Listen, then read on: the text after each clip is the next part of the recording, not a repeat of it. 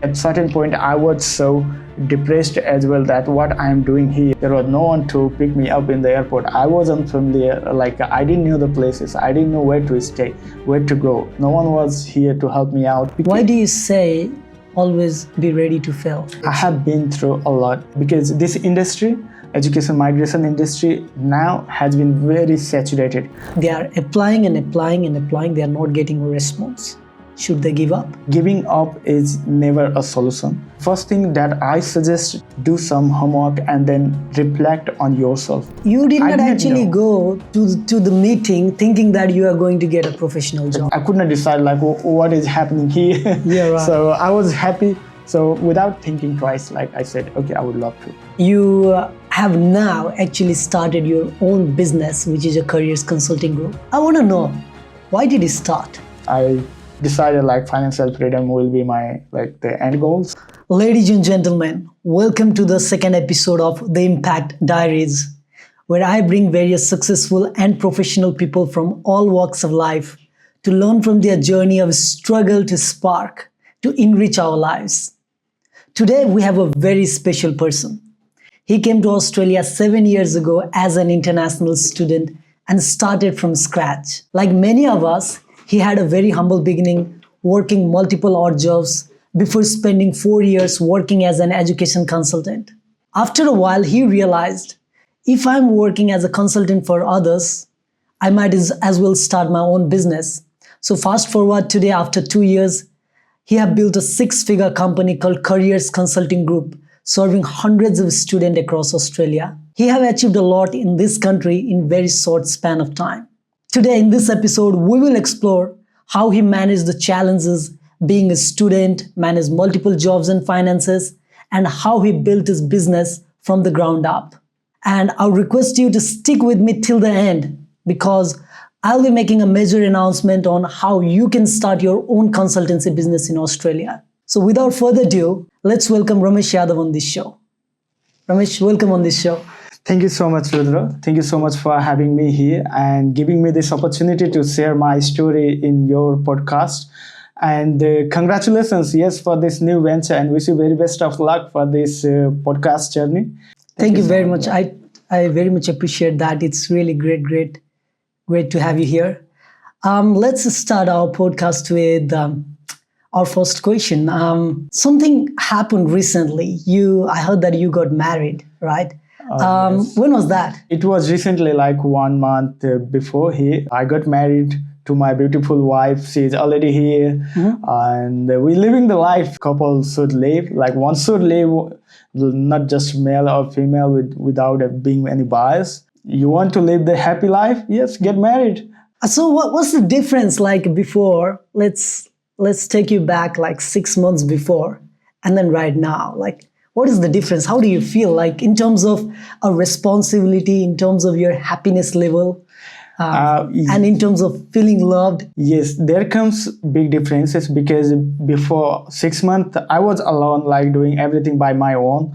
And then after getting married, yes, there comes responsibilities. But at the same time, you will be having someone who is like waiting for you when you finish your job, when you finish your work and then go home, we're waiting someone for you. That is the best part of this journey. And yes, there is a lot that comes for the after and before marriage.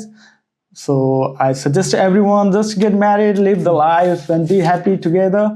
Well, it's really glad to hear that. I'm looking forward to your best life ahead because the purpose of this podcast is to help our international students who come to Australia. I want to know, when you got your visa, how did you feel? What were your expectations before coming to Australia? And how did you find after you coming to Australia in terms of your, how happy and satisfied were you? How much you could accomplish? Can you please share your bit of journey? It was early morning around 8 a.m. and then I was irrigating in the farm. I got the call from the consultancy and then they said like, Ramesh, we have a very bad news for you. And then your visa got refused. I said, really? What? And then I hung the call and then I checked myself because I was aware enough like how we do the visa stuff. I checked the IME portal and then it says like the granted visa has been finalized and then I called them again and they said, oh, that was a prank. I thought like you were like really conscious. So they said like, okay, visa is granted. Now you come to office and then let's have a click photo and then post it in our pages or maybe do some marketing. And then the first thing after hanging the phone I did was I called my brother. I said, okay, I got my visas, so what's next? And then he said like, did you inform to Papa? And then no, I haven't yet. So okay, inform him and then we'll decide what to do. I was excited, everyone was happy as well, but at the same time deep inside in my heart there was soft corner like okay, that will be new place. I haven't been like from home till now. I was prepared mentally but conscious at the same time like how the new place will welcome me. So you came to Australia in 2018. Right. And what did you study? Where did you study? I came for diploma of IT and advanced diploma of IT. It was not university, it was a college in Sydney based, and it has got like another branch in Parramatta. So I was studying there in Parramatta. It was a really nice college and really nice staff. So everything was good. I heard that your college offered a job for you. Is that correct? Actually, not the college, not the uni, but the thing is like the management, the shareholder of the college. He had got like one agency. He is a very humble person I have ever seen in Australia till now. So very helpful person, very humble man. And yes, from that person, I got that opportunity to work in an education and migration field. I started my journey learning and then implementing and then practicing everything, and then today here I am. Well, that's pretty interesting. What was your first job when you came here, and how was your like leaving? Like, did you join with someone? Was there someone to help you out in the beginning, or how did it go? This is a very nice question, and even I was willing to talk about this as well, because when I landed, like the reality versus expectation, the reality hits you once you hit the Australia land. So yes, at the same time I was, as I mentioned before, I was excited when I was in Nepal, but when I landed here, there was no one to pick me up in the airport. I was unfamiliar, like I didn't know the places, I didn't know where to stay, where to go. No one was here to help me out or maybe to guide me through. I could not believe myself, like, okay, I was excited and this is how the Australia is welcoming you. And then there was one lady in the same plane where we came from Singapore, and then she was Nepalese as well. She said like, okay, you can come with me, you can, because my brother is coming to pick me up, you can come with us. I will, let's go together. You can have 1 or 2 days there, and then you find your accommodation, and then you can move out from there. I said like, that would be really great help and much appreciated. And I'm still like grateful to that lady, thankful to that lady. So basically, you had no one in the beginning when you came over here. No one. And luckily this lady offered help to you. Exactly. I think this is a really great message for so many people who doesn't have relatives, who doesn't have anyone to pick them up. So your plan was basically, if there was no lady, you would have maybe stayed in hotel or any kind of accommodation somewhere, and then you would have find your own place. Okay, that's really great to hear. As a student, when you started your journey, I know there's a lot that goes on, right? Because you are in different place, you need to find a job, you need to manage your study, you need to secure finances for next semester, and you also have some free time which you can utilize for your purpose. What was your first job and how did it go? How did you evolve into your job? At that time, like in 2018, the Gumtree was the best platform to look after the jobs, and I have been applying through Gumtree as well. So the first job that I got response from was from a warehouse, and then they said like, okay, this is a casual meeting, we just need some person who can do some manual hand liftings or maybe do some cleaning stuff. So we talked, we discussed, and they started, okay, you can start from this date.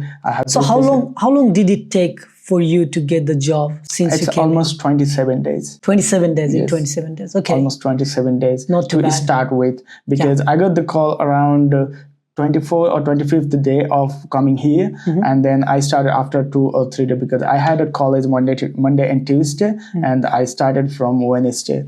Did you enjoy the job? It was not paying well, but for that moment, for that situation, yes, it was great.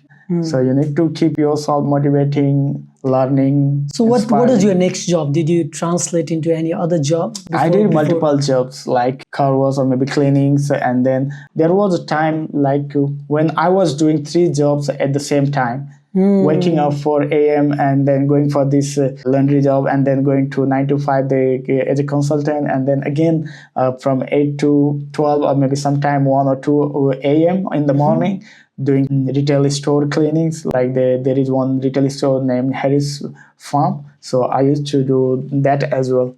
So it was really challenging. Why did you work that hard? There is reason. See, as I told you, like because of the financial hardships, I dropped out with the MBBS dream as well. So when we came here, I had education loan. I had to pay the rentals, utilities, and the tuition fees, everything. Once I settled down all the finances in Nepal, I decided like this is not going to work. I need to work on myself as well. So I divided my time, like the 24 hours of time, using the time management tool. So basically, finances was one of the major factors, because as a student, it's kind of hard as well. You don't get to work a lot as well, and you have to manage doing so many stuff in uni break, right? In the break time, you have to utilize it to the maximum. So of course, it was stressful, right? It's when you were talking that you did like three jobs. It's kind of really hard for so many people. So is it possible for someone coming from Nepal or any other country as a new student and then able to do three jobs at the same time? How did you manage that?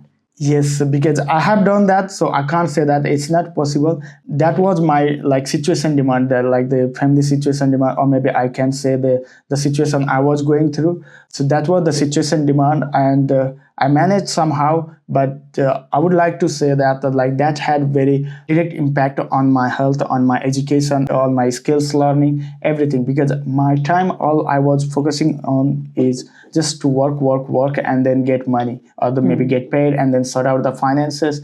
But later on, I realized that this is not going to work for long term. So I did research. I did suggest consulted with my friends. So what could be the best option? At certain point, I was so depressed as well that what I am doing here. I was like I come from very good education background, like the distinction holder in Nepal, but here coming doing nothing. Even the study is disrupted, and then doing three jobs, no time to sleep, no time to eat. Even like whenever we talk to our parents as well, we used to say, even we didn't eat, okay, everything is good, I just had dinner. Even though we didn't had dinner like for 2 or 3 days, I never passed on that message. But later on, now whenever you never let your parents worried. Exactly. You always said that it's going good, even though just you have be been positive. And then great to know that a little bit of your story and the challenges you faced. So now looking back,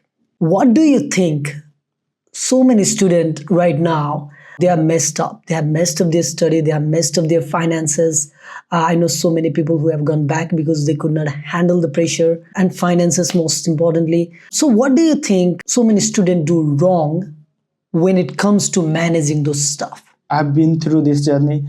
They go through a lot because when we come here, we come with lots of heaps of loans in Nepal and heaps of responsibilities to the family and heaps of responsibilities here as well. At the same time, when we talk about mistakes, most of the students, what they do is like they get stuck in that job. Some students, they get stuck because the job is paying more, but it's not leading anywhere in coming future. Or maybe sometime because they are very comfortable in that zone, they don't want to explore what their interest is or what their vision is. Or maybe sometime even some international students, they don't have the clear vision what I want to achieve in my life. Because of this reason, they get stuck in wherever they are. And even sometimes the circles also influences their mindset or maybe thought process. But the thing is like, what kind of motivation or what is the main purpose of coming here in Australia?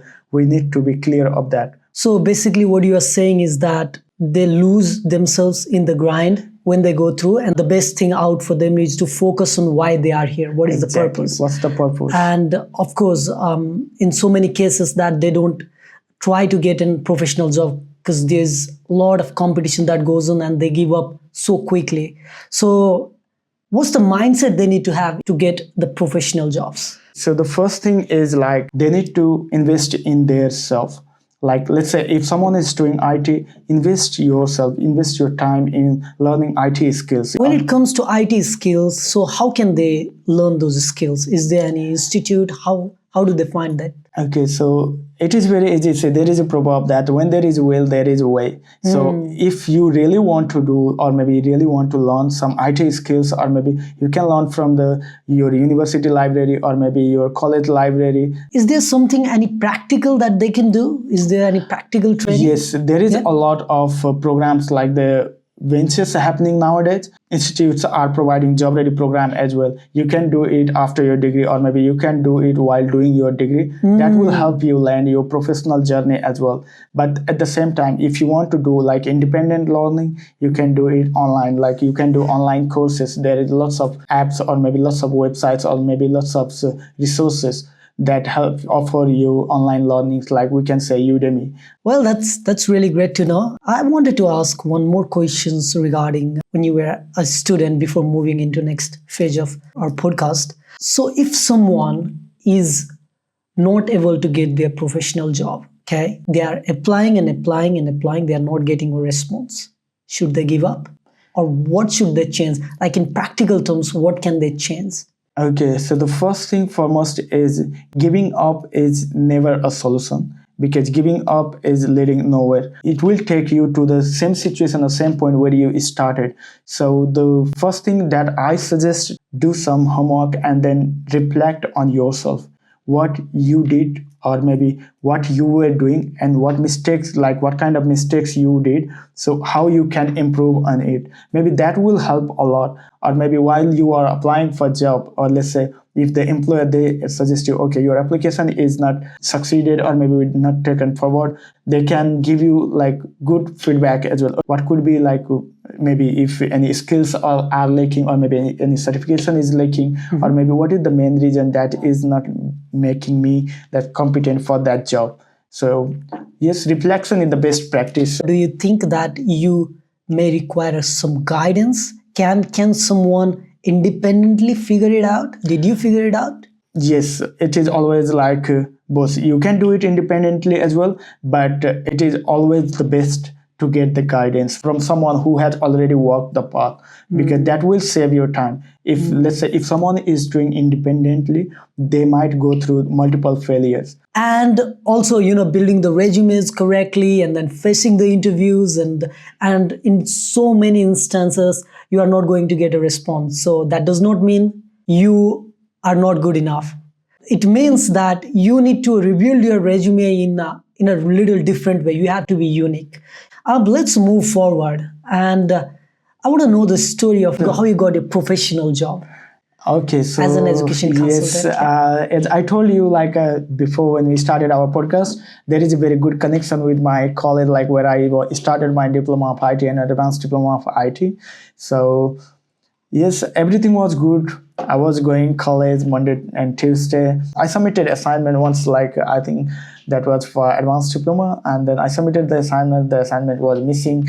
I knew, like I did the assignment. I submitted the project, like that was website development, writing the course for website, just normal website, like 3 or 4 page website.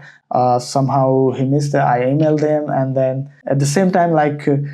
I did multiple follow-ups as well, and then I got call. All of a sudden, I got call from the person I was talking about, and then he said like, okay, you can come to college. We have like the main branch in Sydney Town Hall, and then you come here, see me, and then we'll talk. What happened?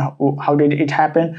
We had a chat over coffee. We discussed. Okay, don't worry, we'll sort it out. And at the same time, he said like, okay, we have another like venture as well, and we're looking for someone who is like, we have very good communication, at least written English, very good communication skill. And then I said okay. So that was completely new, like doing like the So you did not job. you did I not didn't actually know. go to the meeting thinking that you are going to get a professional job. Exactly. I went to sort out my assignment stuff. So I went there, and then I got that opportunity. Okay, so that was really shocking, and happy moment for me as well. I could not decide like what is happening here. Yeah, right. So I was happy. So without thinking twice, like I said, okay, I would love to. He So said, I want to know, why do you think he offered you a job? I don't know like how they offer me. They didn't know me, my name. I didn't know their name, or they are the partner or shareholder of this college. I didn't know anything. He invited me, he offered me, and very thankful and grateful to that person. Well, that's really great. Great to hear, Ramesh.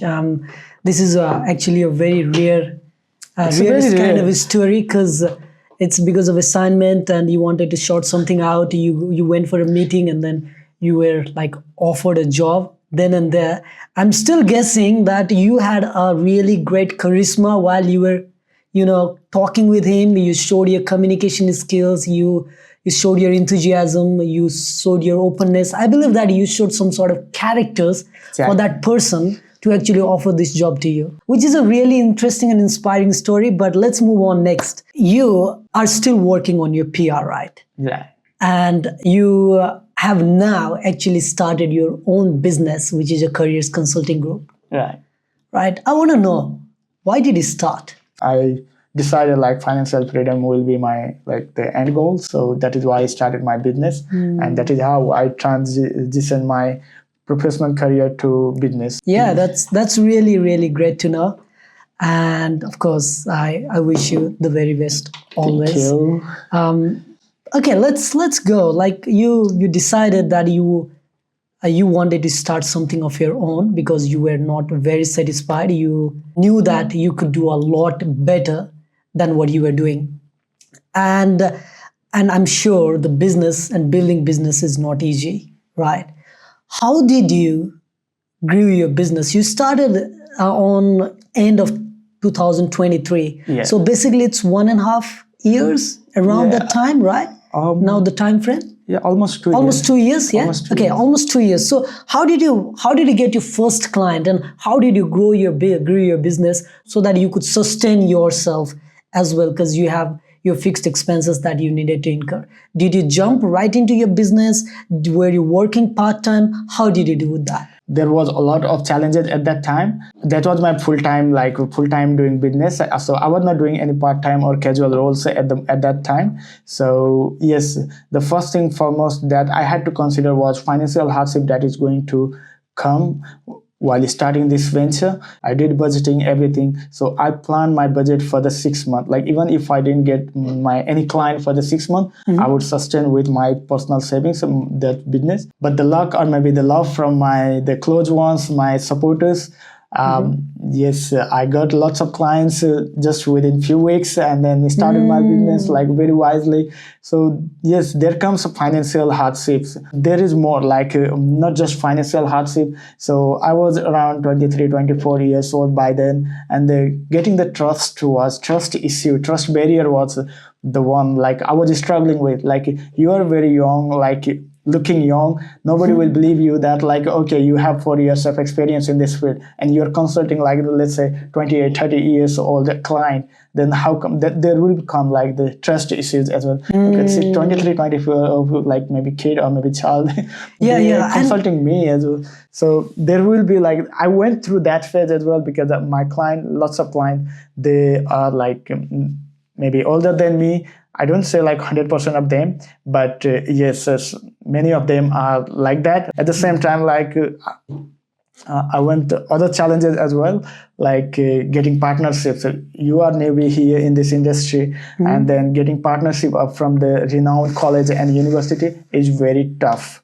So Right. whenever I talk to them, I call them, I email What do you them. mean by partnership? It's like before we work with any college or universities, we need to have official agreement with them. Okay, before we enroll any student, it's not like you have a student, you can send it to the college. It's not like that way. It doesn't work that way. So we need to have official agreement between the college and the agent, a consultant, and then only we can send them or recruit that student to that college.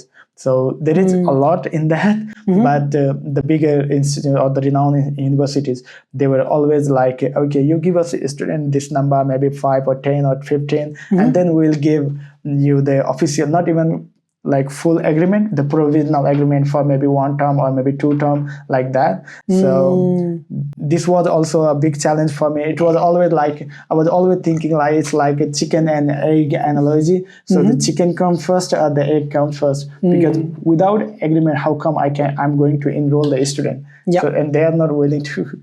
So yeah, this is also very big challenge for the one who is willing to establish or maybe start education migration, especially education business. How do you see your consultancy business? What is your vision for it?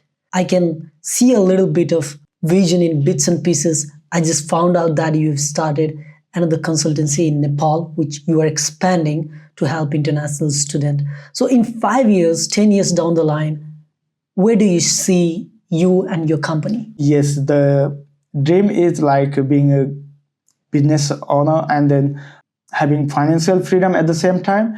But the theme and the motivation or the motto of the company is never going to change. Like they're helping international students in all their needs the way possible. That is our motto, and that will be our motto. That's really great. And I really like your vision and applaud for that. If someone wants to start a consultancy business in Australia, what should they do? How did you do it? Is there any a formal accreditation that you have to get? Of course, it requires certain skills as well. Does it require certain affiliations? And what kind of mindset and skills do you think that is required in order to be a consultant? There requires like a lot of, not a lot of, I can say, some certifications and some skills and some, we can say like the partnerships with the college that I mentioned before. So at the same time, like the situation I went through, the challenges I faced while doing or maybe starting this business, like the financial hardships or the maybe trust barrier or maybe the agreements with the colleges and university. So these are the things that I say, like whoever is willing to start, they should consider off, and before they start they should do their homework. So yes, the challenges that I mentioned previously, just working on that. And the mindset I would like to talk is always ready to fail, always ready to have rejections, always ready to receive no. Maybe that is always, there is a proverb. Why do you say always be ready to fail, always be ready for rejection? I have been through a lot. It's like because this industry, education migration industry, now has been very saturated. Even a student coming for a consultation, he has already consulted like 4 or 5, or maybe he is always like walking consultant. An international student is always a walking consultant, because they do research with their friends, with their other agencies, and still they come to you and then for the consultations. So whatever your responsibility was, you did the right thing, you showed him right path, you did not breach any visa conditions, you explained him everything well. Even if he said like no, or maybe I will stick to this, or maybe stick to this, that is no. Just be cool, be positive. Well, I totally understand, and you also brought up this trust issue as well, and this visa condition and the future of the student is actually a really sensitive topic for everybody, and it's really hard for 30-35 years old to trust 24 years old for their future, right? And you need to, but you had a solid backing of your skills because you worked for 4 years in education council, more than 4 years, and you got your accreditation as well. Why do you think you are better in counseling the students than other consultancy? I never say that I'm better than others, or maybe I never like believe that as well. But the thing is like, what I believe is I have walked through this path. I have been working in this industry while I was a student.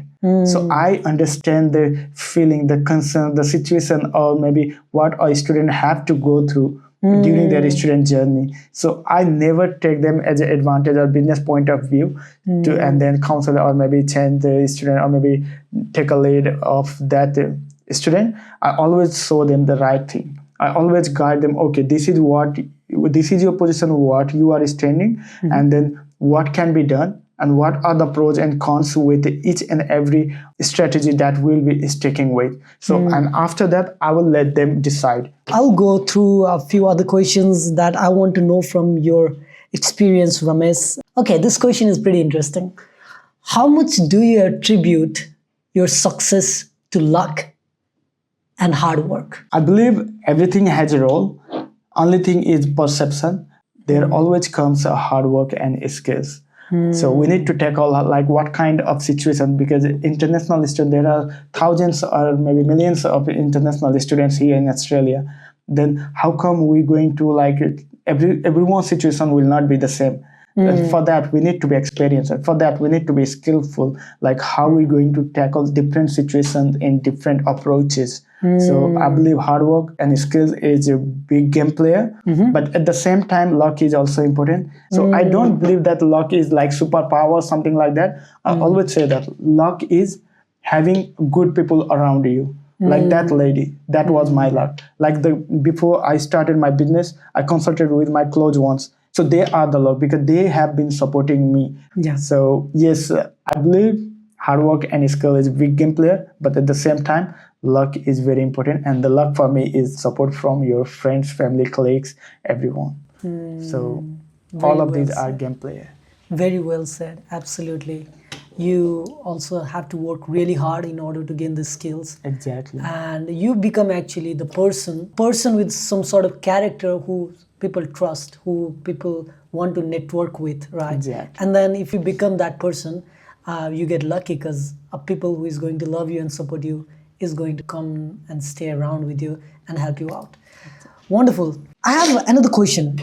Ramesh, there's so many students from foreign country who wants to build their dream in Australia. They want to come, but they have no idea what it is to be, right? What is your message to those students who want to come to Australia and excel? My first message will be like, you have done great job. Welcome to Australia. It is not going to be the way we thought while we were in Nepal. You have done the initiative. You have taken already the initial step. But always stay positive, stay strong, and never give up. And to succeed in your life, like I would say, invest in yourself, invest in your education, invest in your skills. Know your dream, know your goals, what you want to achieve, know your purpose, and work for it. So one liner to all the international students is just invest in yourself and never get stuck in that comfort zone. So sometime we might need to do that. Let's say I came from work 12 a.m. But I have some assignments, or maybe I'm working towards my professional career or maybe professional job. And if I had to prepare for interview, invest yourself, like maybe even if it is half an hour or 1 hour, get refreshed and then invest 1 hour of your time, and then you can have a sleep. Because that investment is like a kind of delayed gratification. If you think, okay, let me sleep, I will wake up tomorrow, and then it will be like, I don't know how many tomorrow. There is a saying like in Nepalese, tomorrow never comes. So yeah, tomorrow never comes. So consider delayed gratification as well, and believe in yourself. Always do the good thing, invest in yourself. So yes. So the big message that I hear from you is invest yourself, think forward, know your future, don't forget the reason why you are here, and always keep improving, and always think of how you can get into the next stages wherever you're working, right? And don't give up. Don't give up. Yes, one analogy just clicked in my mind.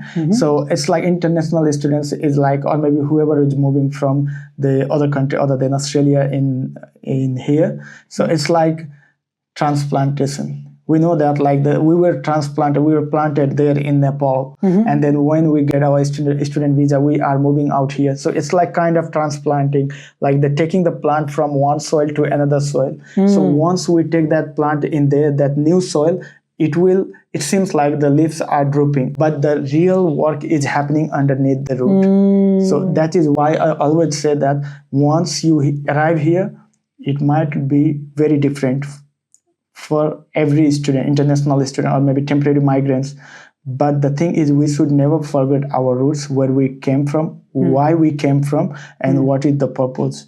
So we always, if we work on that, if we believe or if we understand that, then sooner or later there will come a lot of situations, there will come a lot of external factors that will be implementing, or that might be disturbing, that might be depressing, that might be like hurting you alone. But the thing is, stay strong, work on yourself, invest in yourself. Sooner or later your time will come, and then you will flower, you will fruit, the plant will be green, flower, fruit, everything will happen, and that time will be your time. That is a very beautiful message that I just heard from you. It's when we are moving here, it's like we are transplanting in different environment, right? And it will, because you are moving into a different environment. Now it is going to take time for that root to actually foster and have a solid grounding. Right. So it takes time on that. So on average, would you say like how long in general it takes for a student? So there is no any like constant time frame for this, but what I believe is like it might take up to like 6 months or maybe sometime 1 year, but it depends for person to person. It might be 1 month, it might be 3 months, 6 months. So there is no any time constraint like, okay, you will be in this phase in this time, because the root is doing some work in there. Inside, and we need to do that our work as well. If we want to achieve that as soon as possible, we have to do that work. Right. Any final message? Because we are very close. First of all, thank you for having me here, Rudra. Appreciate it. And it was really a wonderful conversation. And to all those international students who are considering to come in Australia, or maybe who are already here, if they are looking for any guidance, they can reach out to me by our website or maybe social media channels, or maybe they can contact you as well itself, even the podcast as well, and then they can connect to me. If someone is already here in the middle of the struggle, always remember you are not alone in the journey, and then there comes, it's always the tough people and tough time. Tough time does not last long, tough people last. So whatever you going through, that is not the end of the story. Believe in yourself, and then put all the hard work you can do. Your day will come for so. Thank you so much for having me. That's great. That's great. Now I would like to make another announcement that actually I talked about earlier. If any of you want to start your own consultancy business, or have a dream of starting few years down the line, then drop a comment in this video. Let me know. If you are serious, I'll help you connect with Ramesh. And Ramesh has thankfully agreed that he's going to help you out if you show some seriousness in this. And he also does the migration work and visa work. So if you need help on that, just let us know. He would be very much happy to assist with that. So with that, Ramesh, it was a really great learning your story. It was very inspiring. I know there are great days ahead of you, and I'll be cheering you and listening about you all along, brother. It's really nice to meet you. Thank you so much. And to everyone's watching, I believe this added a lot of value and insight to you. If it did, please like and subscribe to this channel, because that is going to motivate me to bring another interesting speaker with another inspiring stories, so that we can learn and grow together. So with that, thank you very much, guys. And I'll see you next episode. Bye.